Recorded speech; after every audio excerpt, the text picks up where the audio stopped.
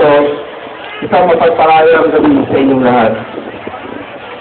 Isa pong karangalan sa akin ang maging bahagi ng inyong palatuntunan, lalo pa sa sikat at kilalang universidad na minsan pinangarap kong mapasyalan ng aking kamusmusan. Subalit, ang simple at mababaw na pangarap na ito ay nakamit ko at labis-labis pa sapagkat bahagi pa ako ngayon ng pagpapaunlad ng pamayanan.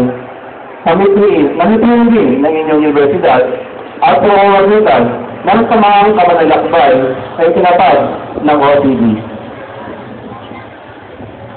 Dahil dito, ang puso po kami nagpapasalamat sa pamunuan ng OCD, NSCP, na ngayon magkaugnay sa pagpapaunlad at pagbabago ng komunidad. Tunay po ang inyong mga programa ay nakatutulong sa amin.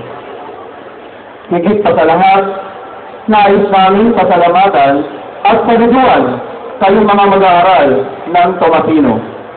Dahil kayo po ang tunay na may malaking bahagi ng pagbabago ng aming komunidad. At saludo po ako dahil naglaan kayo ng oras, panahon at sakripisyo sa paglilingkod sa amin. Bagamat binit sa aking kaalaman na bahagi ito ng inyong kurikulum ay nakita at nasaksihan namin at nadarama na marami sa inyo hindi lamang hangad ang grado, kundi ang tunay na makapaglingkod kahit sa maliit na bagay lamang. Naway hindi po dito natatapos ang inyong kabayanihan. Umaasa kami na muli tayo magsasama-sama sa pagbabago ng ating lipunan. Bilang muli, nais ko pong ibahagi ang sikreto ng tunay na kaligayahan. Ang sabi nga, makamit man natin ang ating mga naisin at pangarap sa buhay. Ang kaligayahan at kasiyahan ito ay sadyang hindi ganap. Dahil ito'y panandalian lamang at lumilipas. Ngunit ang sekreto ng kaligayahan ay ang kaligayahang kinalulog na ng Diyos na kailanman ay hindi lilipas at kukupas.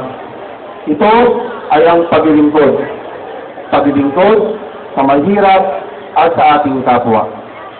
Muli po, bilang ginagawa ng samahang kamanlalakbay ng OCD at SK Barangay Lampaking, Marilao, Bulacan, maraming salamat po at mabuhay tayong lahat.